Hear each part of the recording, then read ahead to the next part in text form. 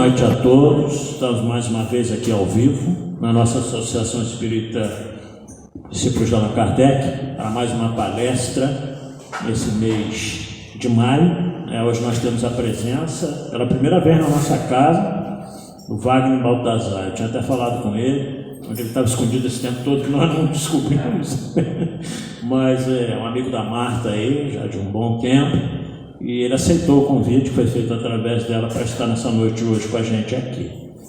Então, antes da gente passar a palavra para ele, vai ser o tema Jesus e a transição planetária. Como de praxe, vamos fazer a leitura de uma página do livro Vinha de Luz, psicografia de Francisco Cândido Xavier pelo Espírito Emmanuel, questão 65, tem como título Assim como. Assim como o Pai me enviou, também eu vos envio a vós. Jesus em João capítulo 20, versículo 21. Todo cristão sincero sabe como o Senhor Supremo enviou à terra um embaixador divino. Fê-lo nascer na manjedoura singela, deu-lhe trabalho construtivo na infância, conferiu-lhe deveres pesados na preparação, com prece e jejum do deserto. Inspirou-lhe vida frugal e simples. Não lhe permitiu estacionamento em alegrias artificiais. Conduziu ao serviço ativo no bem de todos. Inclinou-lhe o coração para os doentes e necessitados.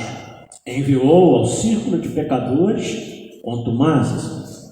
Induziu banquetear-se com pessoas consideradas de má vida, para que o seu amor não fosse uma joia de luxo, e sim um clima abençoado para a salvação de muitos. Fê-lo ensinar o bem e praticá-lo entre os paralíticos e cegos, leprosos e loucos, de modo a beneficiá-los. E, ao término da sua missão sublime, deu-lhe a morte na cruz, entre ladrões, com o abandono dos amigos, sob perseguição e desprezo, para que as criaturas aprendessem o processo de sacrifício pessoal, como garantia de felicidade, a caminho da ressurreição do homem interior na vida eterna. Foi assim que o Supremo Pai enviou à terra o Filho Divino. E nesse padrão podemos entender o que Jesus desejava dizer quando asseverou que expediria mensageiros ao mundo nas mesmas normas. Assim, pois, o cristão que aspira a movimentar-se entre facilidades terrestres, certamente ainda não acordou para a verdade, Então, uma página muito interessante, como todos de Emmanuel, assim como. Então, é uma fala do Cristo em João, assim como o Pai me enviou, também vos enviei. Então, ele diz aqui, a nós cristãos, aqueles que seguimos a sua doutrina. Mas como nós podemos ver na página Emmanuel, a vida toda de Jesus é assim, bastante narrada em João. João foi aquele que descreveu mais, o início da vinda de Jesus aqui. Não teve facilidades, não. Foi criado simplesmente, E José ensinou a ele os ofícios da carpintaria durante a sua mocidade, a sua infância, conferiu deveres pesados na preparação, sempre com muita prece, jejum no deserto, inspirou a vida frugal. O que isso quer dizer? Jesus se alimentava de frutas, basicamente, Imagina um espírito da elevação dele comendo churrasco que a gente come por aí, então não teria como. Conduziu ao serviço ativo no bem. Ou seja, ele nos deu, não só na fala, mas na prática, o exemplo daquilo que nós deveríamos ser como seus seguidores. Obviamente, que em função do atraso intelecto e moral, muitos de nós não conseguimos caminhar, nem um pouquinho, às vezes, nas pegadas do Cristo. Mas, finalizando, então, foi assim que Deus enviou Jesus à Terra, para passar por tudo aquilo e depois voltar ao mundo espiritual naquelas condições que todos nós sabemos, aquele processo terrível de crucificação. Mas, assim como Deus mandou ele para que ele fizesse todo esse trabalho de evangelização junto de nós, através do seu evangelho de amor, ele também nos outorgou essa tarefa de continuar a sua missão. Nós, que na nossa grande maioria somos apenas tarefeiros, missionários são os espíritos bem mais evoluídos aí, mas como ele fala no final, no último parágrafo, mas infelizmente muitos de nós ainda não acordamos para essa verdade. Achamos que fazemos muito, porque temos as nossas atividades cotidianas dentro da casa espírita, porque fazemos um trabalhinho, organizamos uma coisa ou outra, Mas na realidade ele espera muito mais de nós, sobretudo a nossa mudança moral. Então vamos elevar os nossos pensamentos ao alto, pedir a Ele que nos ampare nesse momento, que nos inspire, bem como ao Wagner Baltazar, para que seu mentor se faça presente e que possa inspirá-lo a trazer tudo aquilo que foi estudado por ele e que nós possamos, sobretudo, aclimatar nos nossos corações e procurar vivenciar no nosso dia a dia lá fora. Que Jesus, o amigo incondicional de nossas almas, nos abençoe, aqueles que estão aqui no salão, aqueles que estão nos acompanhando ao vivo no Facebook, para que nós tenhamos uma noite de ensino, de compreensão e de paz. Bom, pessoal, então, sem mais delongas, vamos passar a palavra para o Wagner Baltazar.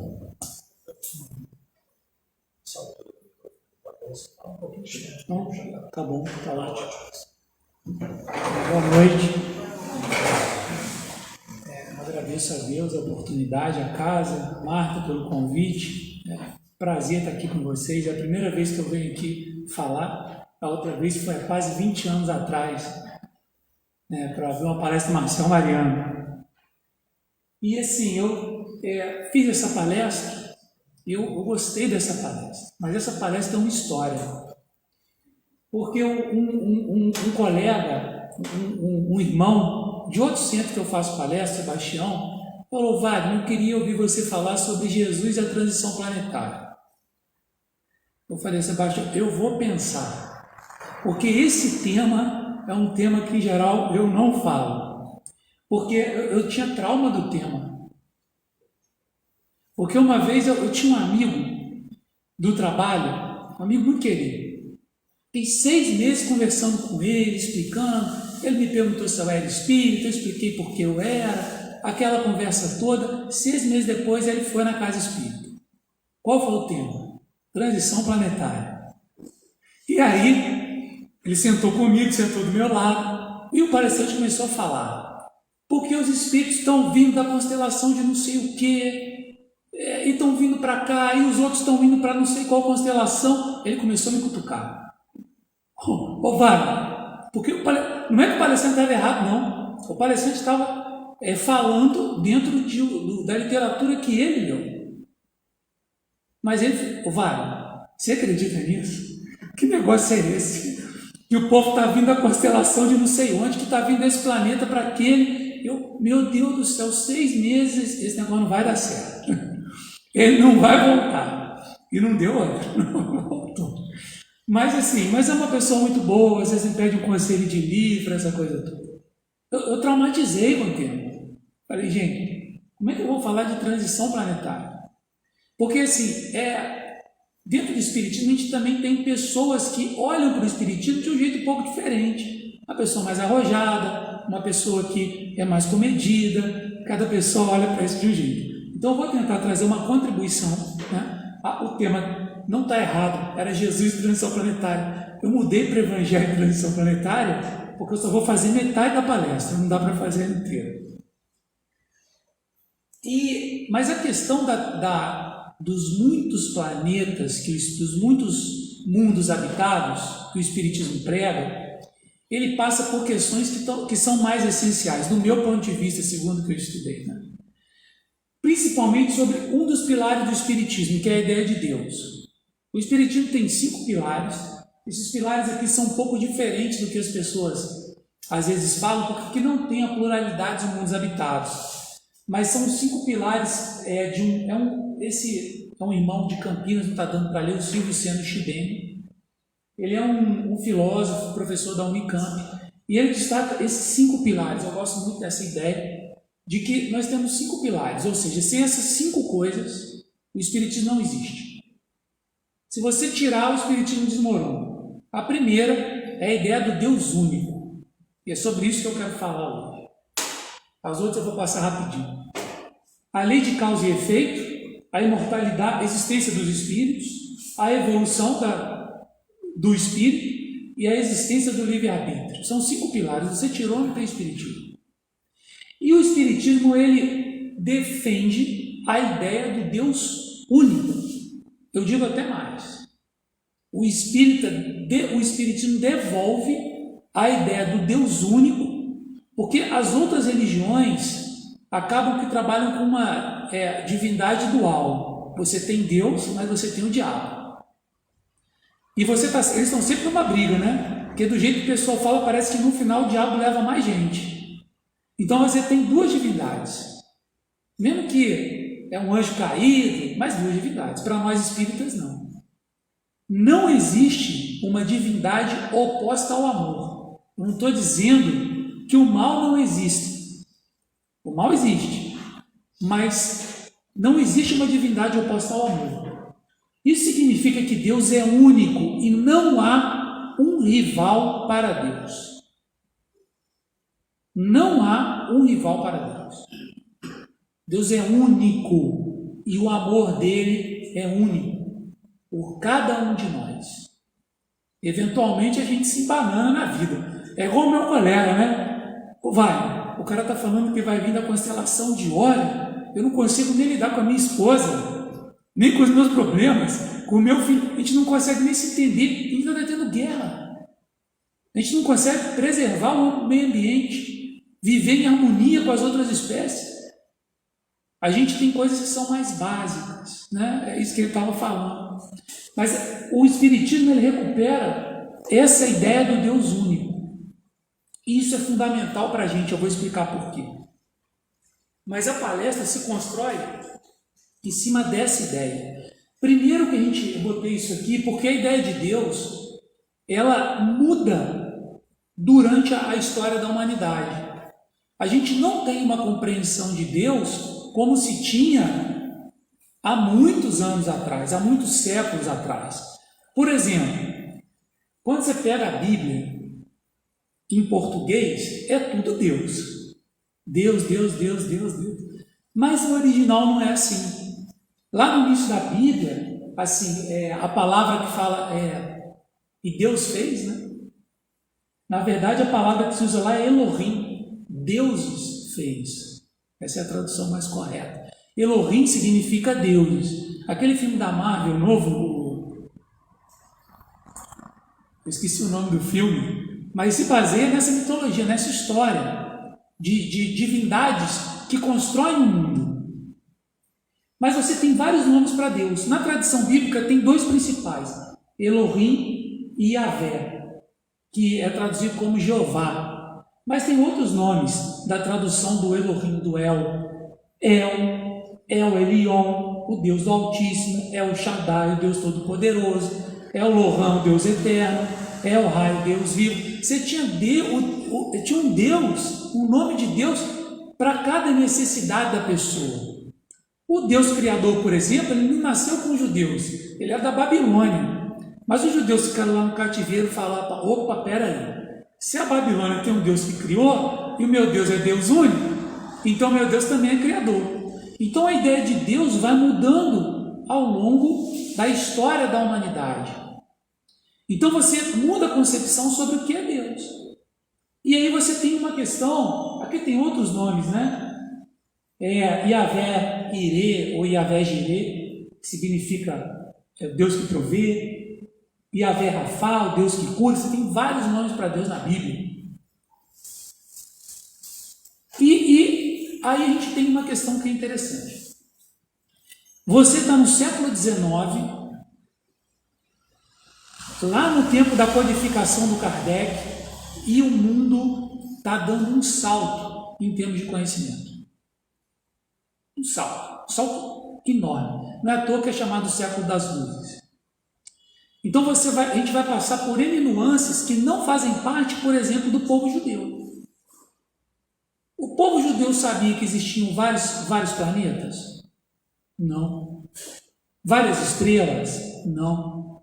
Várias galáxias? Também não. Eles tinham uma visão do cosmos que era restrita àquele mundinho deles. Eles não tinham essa percepção. No século XIX, isso tudo muda. Porque você vai ter inúmeros planetas, inúmeros sóis, não inúmeras estrelas. A coisa muda de figura. Então, o Kardec, quando fala de Deus, porque como você definir, você sabe que Deus é único, ele fala isso no Livro dos Espíritos, mas ele escreve sobre os atributos de Deus. Isso é importante para a gente. que ele vai falar que Deus é eterno, infinito, imutável, imaterial, único, onipotente, soberanamente justo e bom. Ou seja, Deus não muda de ideia. Ele é justo e bom o tempo inteiro. Ele não vai ser ruim uma hora, bom outra. Então, quando você olha para essa questão, que é uma questão estética, não tem chance de Deus largar ninguém para o inferno eternamente. Nem que alguma coisa da obra dele tenha sido feita em vão. Você precisa, para quem acredita em Deus no século XIX, nos nossos dias, explicar algumas coisas dentro dessa ideia do Deus único. Então aí tem alguns atributos de Deus, tá? Ele é eterno, imutável, único, onipotente, soberanamente justo e bom. Mas eu quero guardar para isso. Essa é uma figurinha, não sei se está dando para vocês verem, mas assim, o que existe de mais rápido na natureza é a luz, pelo menos que a gente sabe.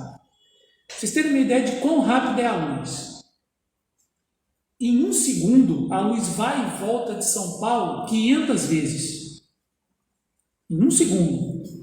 Quando você pensou em pensar, ela já foi e voltou 500 vezes. Tá bom? A luz dá quase 8 voltas no planeta Terra em 1 segundo. É rápido, né? Tá. A nossa galáxia, que chama Via Láctea, é uma galáxia bem pequenininha, com alguns milhões de estrelas. Uma estrela é um Sol, então tem muitos sóis e muitos planetas. Se você quiser ir de um ponto a outro da Via Láctea, que é onde a gente mora, o nosso planeta, o nosso Sol está na Via Láctea, você gasta 100 mil anos andando na velocidade da luz. 100 mil anos andando na velocidade da luz. É grande? Agora, olha o tamanho do universo conhecido. Conhecido. Tem um desconhecido. O tamanho do universo conhecido é esse aí. Você leva 93 bilhões de anos, para percorrer o universo na velocidade da luz. Isso é mais do que o tempo de vida do universo, que hoje se fala aproximadamente 15 bilhões de anos. A luz não percorre o universo. O tempo para você percorrer o universo é maior que o tempo de vida do universo. É grande ou é pequeno? Agora, e o Deus que dá conta disso aí? Você consegue entender? Eu não. Eu não consigo entender, não. Porque, assim, quando eu penso nesse problema, que quantas estrelas tem nisso aí? É absurdo o número de estrelas, é bilhões e bilhões e bilhões de estrelas. E planetas no entorno. É grande. É grande. É muito grande. E aí você tem um problema, que é o problema do século XIX, do tempo do Kardec. Olha, nós temos um planetinha aqui chamado planeta Terra. Mas é um planeta só. E os outros? Quem criou? Foi Deus? Então ele tem que ser Deus único disso aí tudo. Isso muda a nossa visão de Deus. Isso muda a forma como a gente entende Deus. Então, Deus dá conta disso tudo. Então a gente precisa lidar com uma questão, que é o seguinte: podem existir outros planetas habitados. Não estou dizendo que exista, porque até agora ninguém tem prova. Podem existir outros planetas habitados. E se esse planeta é habitado, nota, aí você tem um problema teológico para as outras religiões. A nossa é a única religião onde isso não é um problema teológico. Porque você pode ter um outro planeta habitado com uma vida que não seja necessariamente igual à nossa. A carne não seja igual à nossa. Mas se Jesus é Deus, como é que você faz? Você tem um Jesus lá também? Em cada lugar que tem vida, você tem um Jesus diferente? Como é que Jesus é Deus? Então você tem um problema. E o Espiritismo resolve esse problema dizendo o seguinte: olha, existe um Deus único. E esse Deus é Deus disso aí tudo. Ele é o Criador de tudo. O maior que seja, ele é o Criador. Então a gente precisa, se a gente quer olhar para o mundo moderno e trabalhar com a ideia de Deus, a gente precisa pensar que a gente está num universo muito grande. Então, essa coisa que o meu colega me cutucou lá, mas vem de cá, vem de lá, bom, a gente não sabe se vem, assim, não tem uma prova para isso. Os espíritos falam, alguns falam, outros não falam, mas a gente precisa saber da possibilidade de ter vida em outros lugares, porque esse negócio é muito grande. Então, a chance de ter vida em outro lugar é muito grande. E isso faz com que a gente necessite de uma nova concepção sobre Deus. E aí você tem, aí a coisa fica assim, ó. Você tem lá no Evangelho de João: há muitas moradas na casa de meu pai. Se não fosse assim, já o vou teria dito. Pois me vou para vos preparar um lugar. Esse texto ele é interessante, porque é o seguinte: na época que Jesus fala para as pessoas, ninguém sabia de outros planetas. Não sabia disso não. Negócio de outros planetas, outras estrelas, viagem para o espaço, não tinha nada disso não. O povo estava ali em Israel, não conhecia nem a América do Sul. Era só aquele mundinho pequenininho ali, é ali que eles viviam. Então, essas muitas moradas são outros planetas? Não. Mas o Kardec, quando interpreta dizendo que são outros planetas. Está certo? Está certo. O Kardec está certo. Porque as leis divinas, elas valem tanto do ponto de vista da individualidade, como para a coletividade. Então, quando ele fala assim: há muitas moradas na casa do meu pai, esse planeta é uma morada de Deus? É. Outro planeta é morada de Deus? É. Você é morada de Deus? Sim. Então, o Evangelho tem essa possibilidade de você analisar isso numa perspectiva não necessariamente excludente. Você não precisa excluir uma ideia para tirar a outra. Então, nós somos uma morada, mas o planeta é uma morada. Como é que acontece com o planeta hoje? Nós temos karmas coletivos? Temos karmas coletivos. Nós temos débitos coletivos e também temos débitos individuais. Então tem coisa que a gente paga pela coletividade, tem coisa que a gente paga individualmente. Então essas ideias de individual e coletivo fazem parte da nossa vida. Então, esse é um ponto interessante, porque sobre essa discussão da transição planetária, ela vai estar no Evangelho, é isso que eu quero mostrar para vocês. Isso vem também, é que o Kardec faz. O Kardec gostava de classificar as coisas, né? O Kardec podia ser botânico, porque eu vou te falar, hein?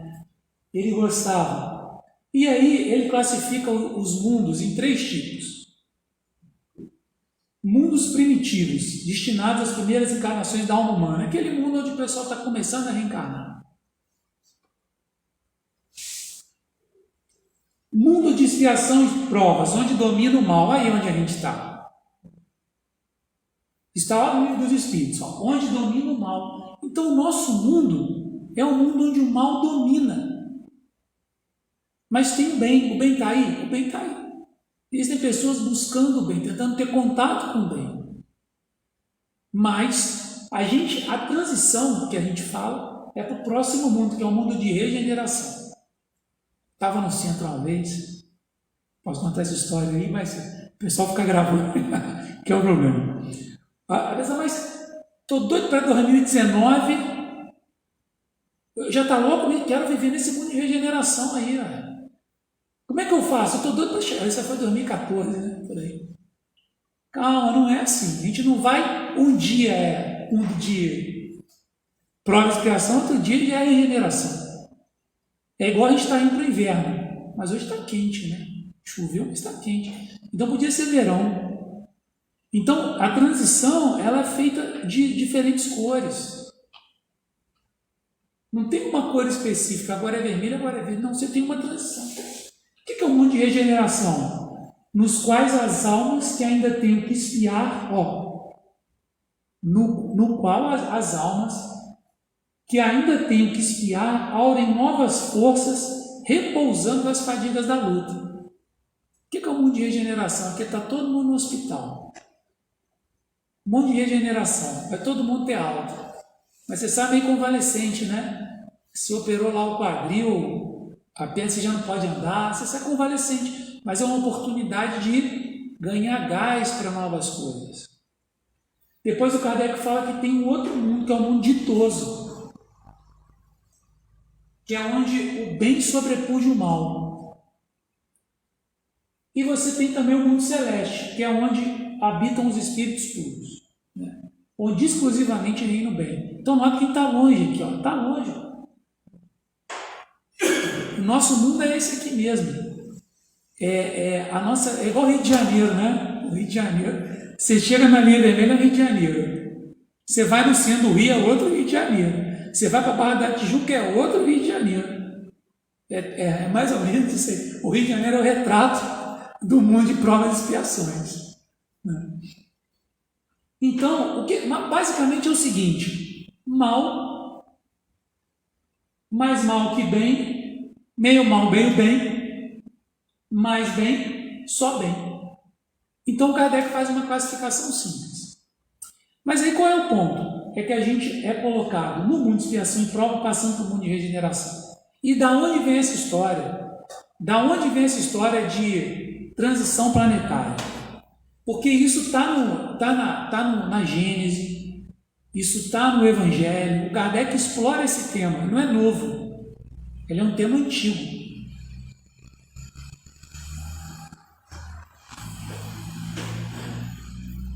Então, você tem aí olha o que ele fala no prolegômeno do Livro dos Espíritos.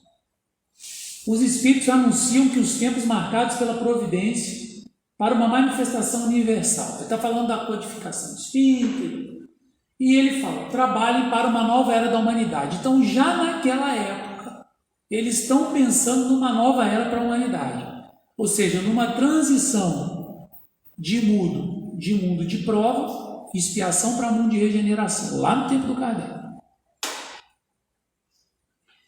E aí uma coisa importante para a gente é o seguinte: sobre a lei do progresso. Isso aqui é uma coisa assim, bem bacana. Não vou nem ler, não, mas eu vou falar.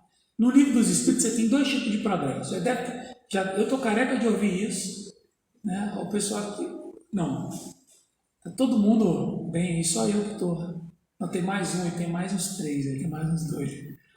Você progride intelectualmente e moralmente. Eu passei a máquina hoje. Foi isso.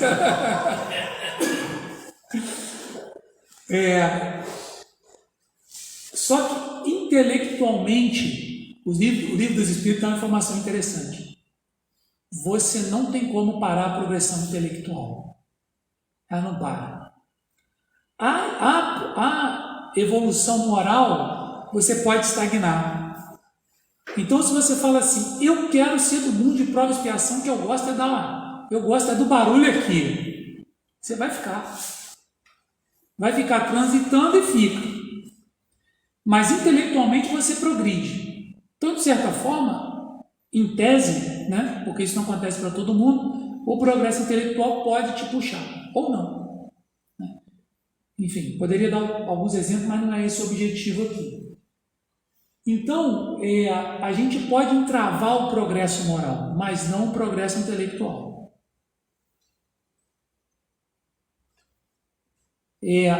Isso é importante porque, sobre a lei do progresso, essa é uma lei de Deus, né? A gente não pode olhar para as leis divinas, a gente não pode pensar nas leis divinas olhando para elas separadamente. Por exemplo, você olha para a reencarnação e fala assim: a pessoa está sofrendo ali. Aí você fala assim: está sofrendo porque merecia, está sofrendo porque fez isso no passado. Está errado. Porque você não pode olhar para a lei de causa e efeito sem olhar para as outras leis de progresso, de amor. As leis divinas atuam simultaneamente. Então, às vezes, aquele indivíduo está sofrendo ali e ele está passando por aquele momento realmente porque ele vai tirar alguma lição. Porque Deus ama.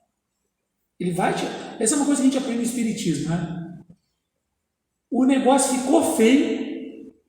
Tu está passando por uma provação, não precisa levantar a mão, mas você pode ter fé do seguinte: se você souber passar pela provação, você vai sair dela melhor do que você entrou. Porque Deus tem uma lição para você. É isso que a gente tem. Deus tem uma lição para a gente. E quando a gente vê uma pessoa numa determinada situação, se ele está passando por aquilo, tem uma questão nossa, que é fundamental. É nossa obrigação ajudar. É a nossa obrigação. Então, se você tem uma comunidade que passa por uma dificuldade, uma outra comunidade que pode ajudar e não auxilia, você tem um problema coletivo, porque daqui a pouco isso aí pode inverter de lado, numa outra vida. Do mesmo jeito que o indivíduo passa por aquilo para ter um determinado aprendizado, é nossa obrigação auxiliar aquela pessoa. Então, essa coisa da lei de amor, da lei de progresso, elas têm que ser olhadas juntas, para a gente não distorcer a coisa.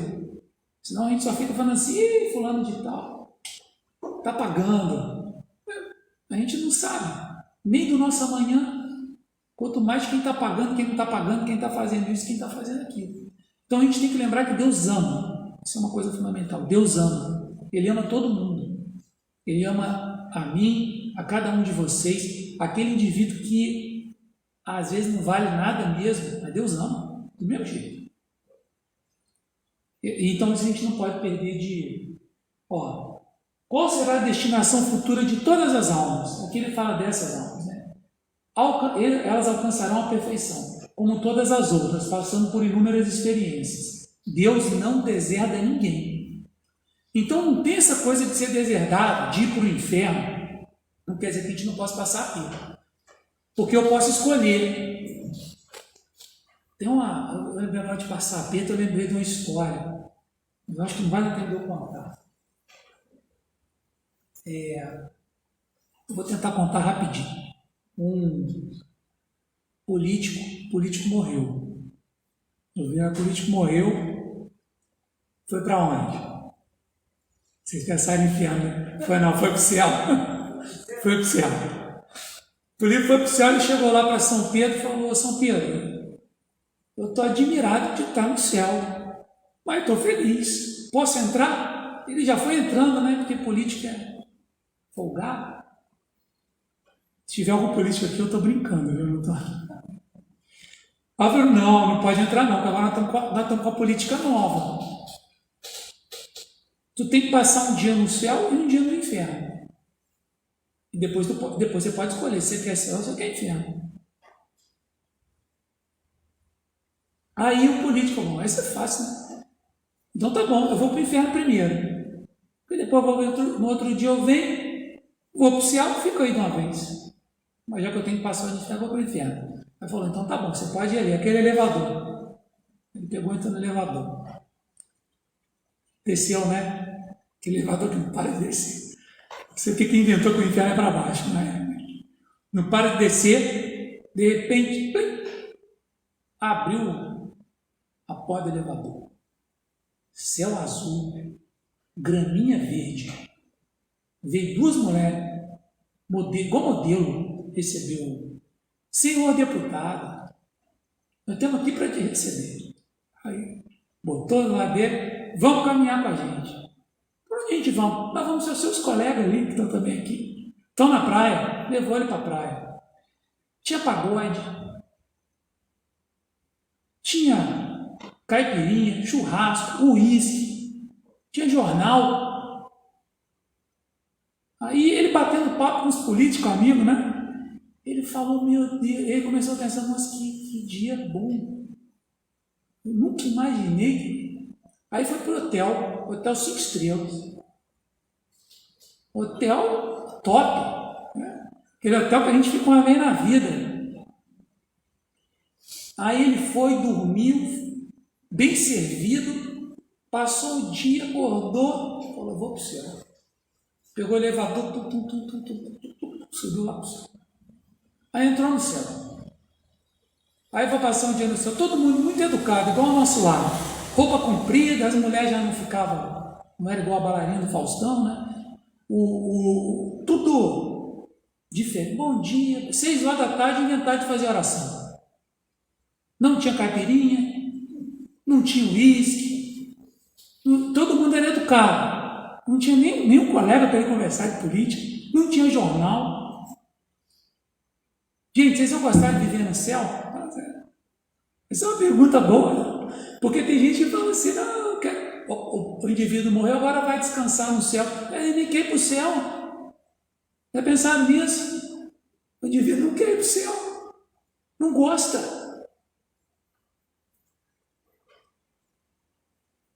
Aí passou o dia, terminou o dia e foi conversar com São Pedro. São Pedro, eu nunca pensei que ia falar um negócio desse. Eu gostei muito do pessoal do céu, é todo mundo muito educado, a oração foi legal, mas no inferno estão meus amigos. Tem uma rodinha de samba bacana. Tadinho do samba, né? O samba paga o pato na piada. Mas enfim, é da piada. Não é porque quem ouve samba está no inferno, não é essa a ideia da piada, viu? Não tem nada a ver com isso. Mas lá estava tudo certo. E aqui no céu, eu nunca pensei, mas eu vou escolher. Pensa bem que você não pode voltar atrás. Não, eu vou para o inferno. Aí ele pegou, então tá bom, decisão tomada, desce. Aí ele desceu. Ele desceu, chegou lá, abriu a porta. Fogo, enxofre.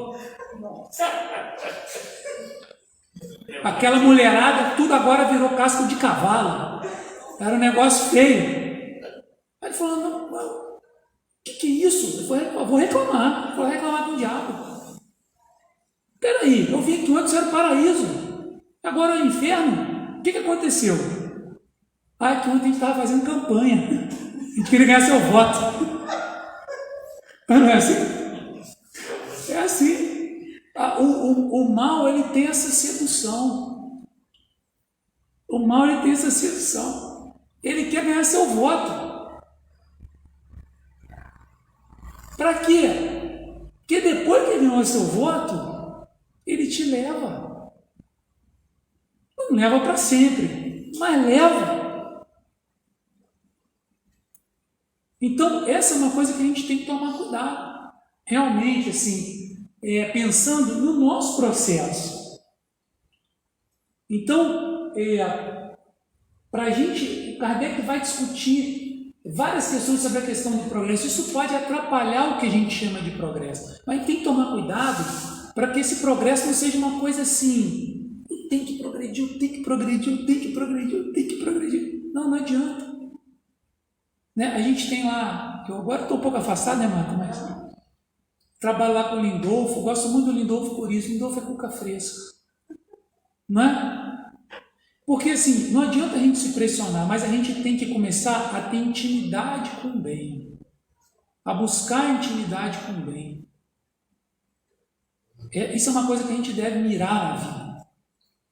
Para que a gente possa ser um marido melhor, um filho melhor, um irmão melhor, mesmo diante das dificuldades, que a gente sabe que é difícil, né? Família, então, eu vou te falar, uma aprovação não é brincadeira. Mas assim, essa evolução do espírito, para a gente, ninguém muda do dia para a noite. Não dá para eu chegar assim, bom, peraí, essa semana agora eu vou aprender a ser humilde. Aí uma semana agora eu sou humilde. Não é assim. A gente começa a seguir o Evangelho, a seguir Jesus, ou aos espíritos que dão um suporte para ele. Você vai vendo o seguinte, eu vou dar uma notícia ruim e uma boa para vocês. Você começa a se dedicar ao bem, Deus começa a te testar. Mas não é te testar de maldade. É para ver se você é capaz de se tornar uma pessoa mais humilde, de perdoar. Perdão é uma coisa às vezes ruim, porque parece que você está em cima e a pessoa está embaixo. Mas eu estou dizendo de ter compaixão. Às vezes, de tentar seguir em frente sem revidar. Essas coisas vão começando a acontecer. Porque você começa a ficar pronto para ser uma pessoa melhor. Então, o que eu aconselho lá? O obsessor, às vezes você fala, o obsessor está acabando com a minha vida. Está nada, às vezes o obsessor só quer, meu filho, fica aí na tua. fica aí na tua, quietinho, que vai dar tudo. E ele vai te levando. Bom, então, o que é a transição planetária? Eu fiquei contando história. Isso vai, olha só, tem um discurso que a gente chama de discurso escatológico. Que chama, escatológico significa o discurso das coisas finais. Para nós espíritas, para as outras religiões, final termina e começa um negócio novo. Termina, é o juízo final. Para nós espíritas, é um início de um novo momento, de um novo ciclo. Então Kardec vai falar disso lá no Evangelho segundo o Espírito, no capítulo 15. Eu vou ler isso aqui para a gente, tá? Porque é importante. Ora, quando o Filho do Homem vier em sua majestade, acompanhado de todos os anjos, sentar-se-á no trono de sua glória, e estando todas as nações reunidas diante dele, separará um dos outros, como um pastor separa a ovelha dos bodes, e colocará as ovelhas à sua direita e os bodes à sua esquerda. Então o rei dirá àqueles que estão à sua direita: vinde, vós que tendes sido abençoados por meu Pai. Esse é um texto do Evangelho de Mateus, que a gente já está com a mente poluída para ler. Porque em geral eu não sei se vocês vieram da Igreja Católica, né? Mas muita gente vem. A gente, quando lê isso, a gente lê com cabeça de católico do século passado. Só que a tradução é bem diferente. Olha só, pensa no seguinte: você é pastor, você tem bode e ovelha, você vai cuidar bem dos dois? É claro, gente. Claro que você vai cuidar bem dos dois. E tem mais, a ovelha responde bem ao frio, o bode não. O bode precisa de mais cuidado. Essa questão da interpretação, a gente não pode levar ao pé da letra, dizer que isso aqui é o dia que Deus vai voltar, porque parece filme de ficção, né? Jesus voltando, um monte de nuvem, com um anjo em cima, todo mundo parado, você direito, céu, você inferno. Isso aqui, essa coisa, a gente tem que superar isso. Não é isso. Não é isso. E também a gente não pode dizer, quando eu falo isso, não estou dizendo que isso não é verdade. Eu estou dizendo que o texto permite uma interpretação muito mais bonita e amorosa de acordo com Deus Pai. Que a nossa interpretação já poluída, porque o Evangelho, por isso que a gente estuda o Evangelho. A gente tem um grupo de estudo do Evangelho, agora a gente vai estar online, mas o Evangelho é o seguinte: a água pura. O que fizeram com a água pura do Evangelho? Jogaram um monte de coisa em cima, pedra, entulho. A água está lá embaixo. Mas para você enxergar a água, tu precisa sair limpando todo o entulho. Então a gente tem que tomar cuidado com essas interpretações, né? O Kardec vai explicar um pouquinho isso já num pensamento diferente. Olha o que o Kardec fala. Devendo bem reinar na terra, será necessário excluir dela os espíritos endurecidos no mal, que poderiam acarretar-lhe perturbações. Aí a gente tem que tomar. O Kardec não está dizendo o seguinte: você que causa perturbação, vai para aquele mundo lá. Não é isso. É o problema do político. Não adianta você querer ir para o céu se você não tem condição de morar lá. Eu estou usando a palavra céu aqui no sentido figurado. Então, a gente desencarna, geralmente, depois que passa pelo umbral, vai para onde? Nosso lar. Porque nosso lar é parecido com a terra, aquela coisa toda. Tem outras lá para cima, né? A gente não vai, em geral. A não ser as pessoas que mereçam. Eu lembro que tem uma história, eu estou contando história. Não voltei, não. Eu trabalhava, porque quando eu voltei, eu estava na CSN. O Frederico Figner era o diretor da FEB, né? Desencarna, ele está esperando para ir para uma colônia. Aí, de repente, ele fala com o Bezerra de Menezes: poxa, Bezerra, por que ele está esperando? Estou contando do meu jeito aqui. Não, estamos esperando uma senhora que acabou de desencarnar. Aí está todo mundo apagadinho, né? Vê uma senhorinha toda iluminada, volitando assim. Aí o Frederico Figner fica: quem é ela? iluminada, né? Eu disse, uma santa. Não, é uma professorinha, uma professora. Aí eu falei, você é professor também. Porque o professor já está garantido. O professor está garantido. Não tem erro. Porque ela já veio iluminada. Né? Tinha um cuidado danado com as crianças dela. Cuidado grande. Amava as crianças que ela cuidava.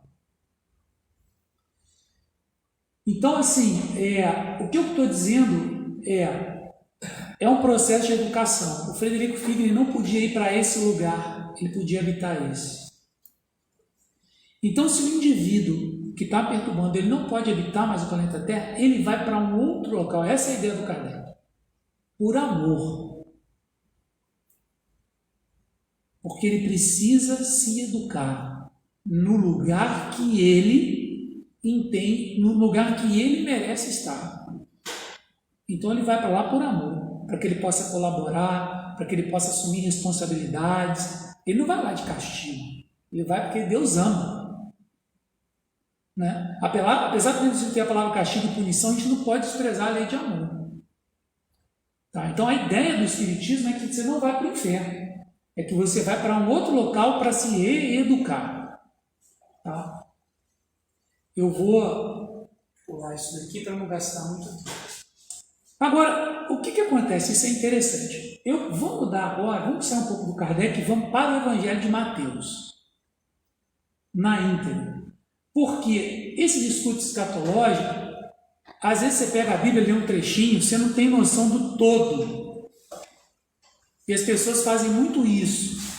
Eu quero dizer alguma coisa, por exemplo, eu quero dizer que existe reencarnação de uma forma maldosa, e fala assim, pega um trecho da Bíblia, é preciso nascer de novo. Não olha o contexto todo. Isso é muito comum, os religiosos fazem isso até hoje. Como é que eles criticam a reencarnação? Pega o livro de Hebreus e fala, caberá ao homem viver uma única vez. Pega o texto todo. Pega o texto todo. Não pega o texto todo. Porque ele não quer estudar o texto. A pessoa quer dar vazão às suas ideias. É claro que por trás de uma palestra sempre tem as suas ideias. Mas eu assim, tento ser o mais íntegro possível. Então, trouxe aqui o Evangelho de Mateus.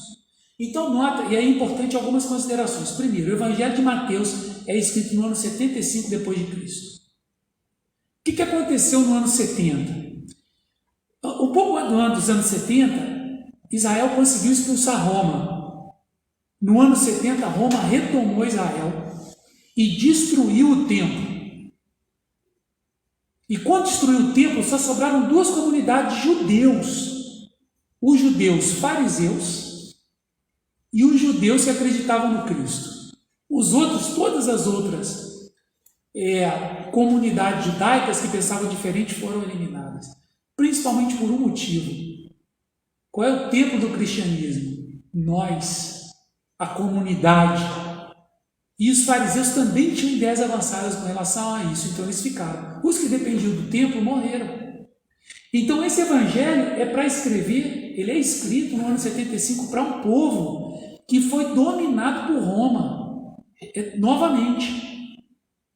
E quando a gente fala dominado por Roma, Roma levava as pessoas à miséria, para que ele vivesse ali, ó.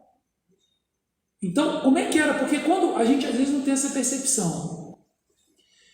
Mateus era um cobrador de imposto, né? Na tradição ele ficou como Levi. Como é que era o cobrador de imposto? Meu imposto. Não tenho dinheiro. Então vou levar sua filha. Para quê? Ser prostituta de soldado romano. Era arrancar da mão do pai. Pelos romanos. Tinha muita prostituta em Israel por isso. Era duro. No outro mês, dinheiro. Não tem. Me dá seu filho. Vai para a Galileia. Para morrer em 4 meses. No outro mês, não tem dinheiro, sua mulher. E depois ia ele. Até que não sobrava mais nada. Ele escreve para judeus que estão sofrendo. E aí o evangelista retoma uma profecia de Jesus, que tem a ver com a ressurreição dele, mas que tinha a ver com a destruição do templo. E diz assim: não vedes tudo isso? A mim vos digo que não será deixada aqui pedra sobre pedra que não seja derrubada. Ele está falando para o povo, isso já estava previsto, Jesus disse. Este evangelho será proclamado, eu peguei só alguns textos, este evangelho será proclamado em toda a terra habitada. E outra coisa que Mateus fala: o Filho do Homem vai voltar. E logo depois da aprovação daqueles dias, o sol escurecerá, a lua não dará seu brilho, as estrelas cairão do céu, os poderes do céu serão abalados. Não dá para levar o pé da letra. Então aparecerá no céu o sinal do Filho do Homem. Todas as tribos se lamentarão e verão o Filho do Homem vindo sobre a nuvem do céu com muito poder e muita glória, porque o Senhor estava sofrendo. Você queria saber quando é que Jesus volta? Eu quero parar de sofrer. Eles têm uma realidade diferente da nossa hoje. Hoje a gente sofre, mas não é igual a eles. Então esse evangelho é escrito para essas pessoas. Então eles queriam saber sobre a volta de Jesus. Então, qual é o objetivo do texto?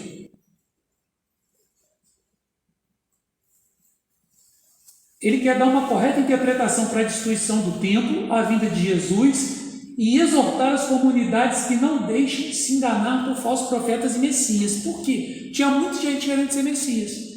Quem libertou Israel era Messias, só que veio Roma, destruiu tudo, matou o Messias. Como fez com Jesus. O Messias, que tinham vários Messias, né? Israel ia aparecendo Messias toda hora. E ele queria dar uma compreensão mais profunda sobre a história, iniciando com a ressurreição do Cristo e finalizando com o julgamento final. Então, é isso que o Evangelho quer fazer. Esse é o objetivo do discurso de Mateus. Agora, olha só que bonito. Quando a gente olha, acho que não vai dar para ler aí, porque ficou verdinho e não ficou bom. Quando a gente olha do capítulo 23 ao capítulo 25, isso é bem interessante. Ele começa falando lá no capítulo 23 sobre os 7 ais. São 7 lamentos. Ai de vós, escribas e fariseus hipócritas, que cerrai o reino dos céus aos homens. Ele vai fazer 7 advertências. Jerusalém, a que mata profetas e apedreja os que são enviados. Ele vai falando, são os ais. Ele faz um lamento por Jerusalém. Ele começa assim no capítulo 23. Lamentando por esse povo. E depois, ele faz aquela parte que eu já li. E depois daquela parte que eu já li, né, que ele fala da volta do Filho do Homem, ele faz algumas parábolas. E vamos prestar atenção nas parábolas. Parábola da figueira, né, porque você tem, a parábola da figueira fala da figueira que é frondosa, parece que dá fruto, mas não dá fruto nenhum. Depois ele vai para uma... E isso quer dizer o seguinte, né? Ninguém sabe quando Jesus volta, ou seja, ele não consegue responder para a comunidade, mas ele fala outras 3 parábolas para explicar o seguinte: olha só, eu não sei quando Jesus volta não, mas eu sei de uma coisa. Tempo de vigilância é uma parábola. A parábola do servo vigilante, outra parábola. Investe bem o seu denário, acho que é denário. Por quê? Quando ele voltar, ele vai querer que você dê conta. Qual é o que a gente tem feito com os nossos dons? Depois ele vai falar da parábola das 10 virgens. Lembram dessa? 10 virgens. 5 tinham óleo, já pronto. 5 não tinham. Elas saíram. Quando elas saíram, o noivo chegou. Pronto, ficou de fora. Então ele fala, o que o Mateus quer dizer para a comunidade? Eu não sei responder para vocês quando Jesus vai voltar. Mas vocês precisam ter uma atitude vigilante. Por quê? Quando ele voltar, a gente tem que estar preparado.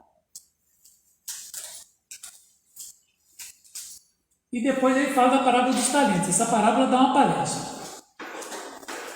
Tem um servo que recebe o talento, guarda o talento, o outro investe o talento. Isso é uma coisa bem interessante. E depois ele fala da parábola dos bodes e das ovelhas. Isso é uma parábola. Não dá para dizer que fulano vai para o céu e vai para o inferno por causa dessa parábola. Porque o bode também requer cuidado. Pastor é pastor de ovelha, é pastor de bode.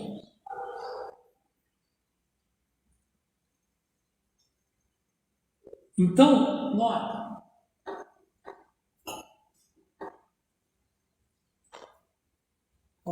O Filho do Homem vem como rei.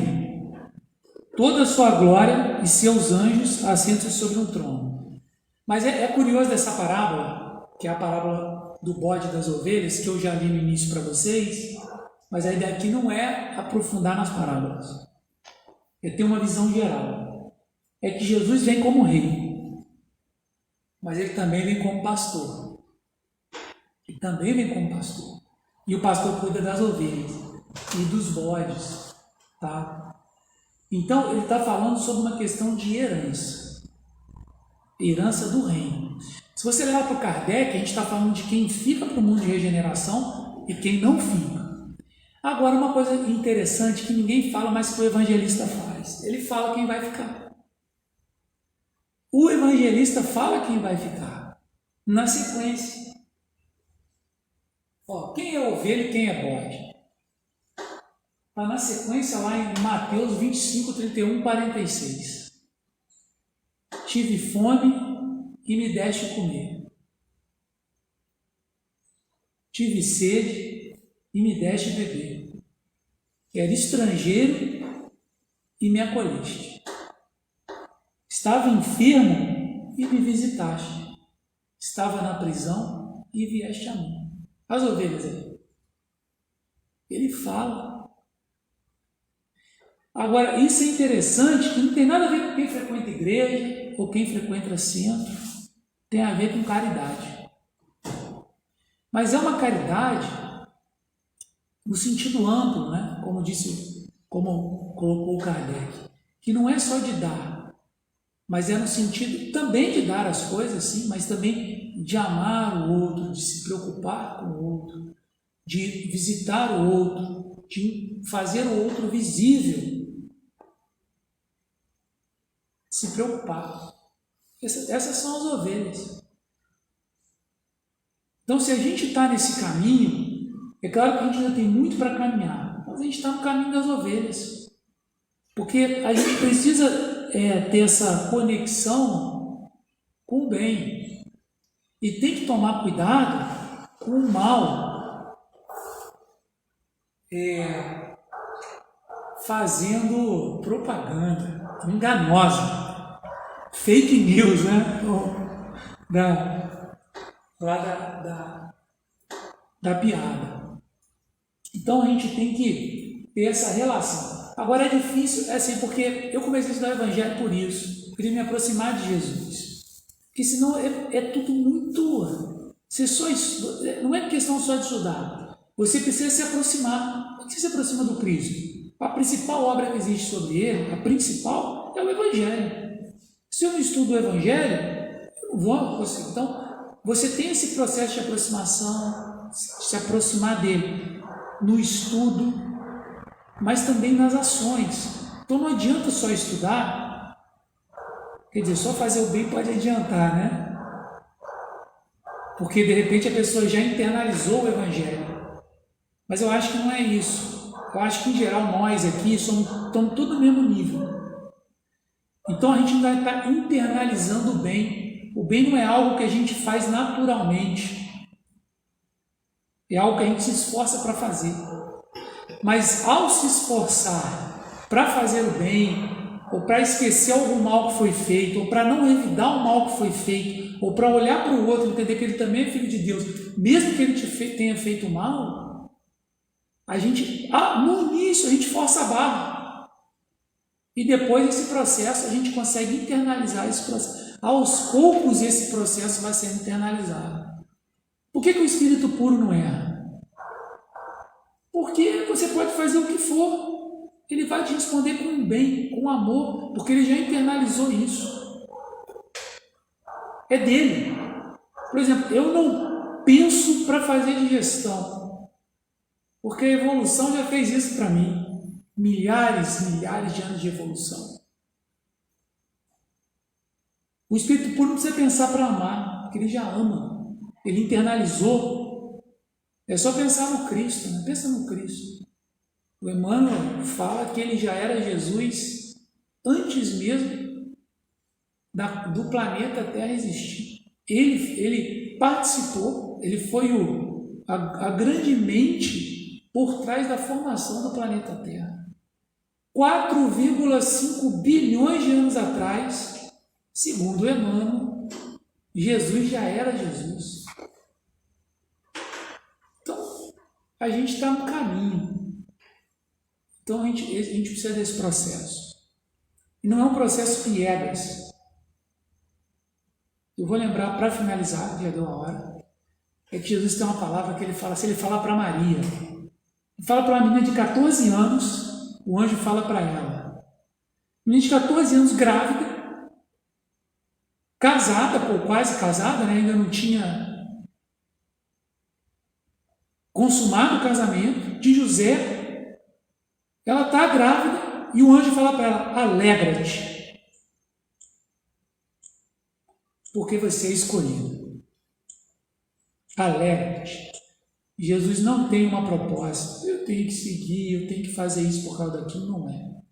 Em alguma dele fala, alegra-te, no Evangelho, no Novo Testamento, alegra-te pelo que eu te ofereço. Isso vai te trazer mais paz do que as outras coisas que o mundo te oferece. E para ver isso, a gente precisa se aproximar do bem. Obrigado, viu, gente? Muita paz.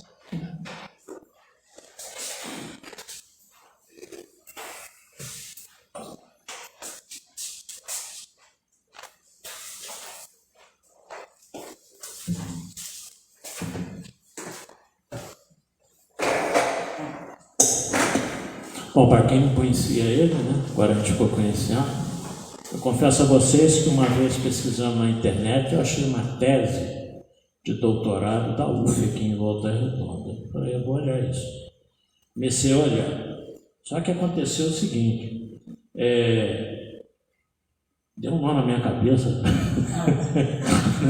porque eles sabem aqui, eu até brinco que ciências exatas nunca foi o meu forte. Né? Eu brinco que eu faço as 4 operações e não repito que o segundo resultado vai dar diferente. Né? O nosso amigo aqui, ele é simplesmente formado em Física pela UF, doutorado na UF, e ele dá hoje aula no Instituto Federal, né? Do Rio de Janeiro, ali no Aterrado, em frente ao estádio. E ele defendeu uma tese que, só para vocês terem uma ideia, agora que eu lembrei, porque eu fui olhar, né, eu me chamou a atenção porque a tese era a seguinte: não separabilidade de graus de liberdade de um feixe laser e aplicações em informação quântica. Eu falei, eu tenho que ver o que é isso. Mas eu comecei a ver e desisti, né? Eu não tenho a mínima condição de entender isso, né? E a gente até brinca, a gente tem um amigo aqui físico também, que faz palestra de gente sem espírito, né? A gente brinca que todo físico é um pouco doido. Mas na realidade, quando ele começou a falar sobre o universo ali, ele falou que ele não tinha condição de entender, eu lá atrás fiquei muito triste. Eu falei, se você não tem, imagina aí. Não é? Embora eu goste muito de ler sobre astronomia. Então a gente espera que ele volte em outras oportunidades, ele está com uma viagem aí, que deve acontecer. Não indo, né? No segundo semestre a gente volta a se falar aí, e indo também quando você voltar. Marta é o teu contato, né? A gente te convida de novo para mais uma palestra da casa. Então, no domingo, agora a Terezinha, né, Filipão? A Terezinha Coelho, irmão do Manuel Coelho, o físico, que estará aqui fazendo uma palestra para a gente às 9 horas da manhã. O Felipe pediu para lembrar que todos os nossos estudos estão voltando a ser presenciais, né? Na segunda-feira, o Max, né, com o estudo do Evangelho, deveria ser. Na terça-feira, a Solange, com o estudo da mediunidade, né? Quarta-feira, as palestras, 19h30. Quinta-feira, o ESD, estudo sistematizado da doutrina, coordenação da Marta, junto com o Felipe, né? Marta mais à frente. Tudo vai voltar a ser presencial, porém híbrido, né, Felipe? Volta amanhã. Volta amanhã. E híbrido também transmitindo para as pessoas que estão em casa. No sábado, a evangelização, volta também sábado agora, né? No formato que era antigamente. E domingo, novamente, a palestra às 9 horas da manhã. Ok? Essas são as nossas atividades presenciais. Nós agradecemos a presença de vocês no salão e aqueles que estão nos acompanhando ao vivo hoje no Facebook. E amanhã mais uma palestra, né? Estará no YouTube e no Blogspot da EDAC. Não sei se o nome foi esse correto, né? Então nós vamos encerrar a primeira parte pedindo que aqueles que têm necessidade passem a guarda no salão. Nós temos 4 cadeiras ali dentro, 4 passistas aí presentes, se sentirem melhor condição, depois se dirigem, já até foi. Então nós vamos encerrar essa primeira parte agradecidos a Deus, pedindo a Maria, Mãe de Jesus, que nos inspire, esteja junto de nós, que derrame sobre todos nós aqui presentes, aqueles que estão nos assistindo ao vivo no Facebook, o seu manto de amor e bondade. Ave Maria, cheia de graça, o Senhor é convosco, bendita sois vós entre as mulheres, que bendito é o fruto do vosso ventre nasceu Jesus. Santa Maria, Mãe de Jesus, rogai a Deus por nós pecadores, agora e na hora do nosso desenlace. Com essa prece, agradecidos a Deus por mais essa oportunidade, nós pedimos permissão para dar por encerrada a primeira parte e passar para a segunda parte dos nossos trabalhos na Câmara de Paz. Mais uma vez agradecendo você, vai, tá? Até uma próxima oportunidade.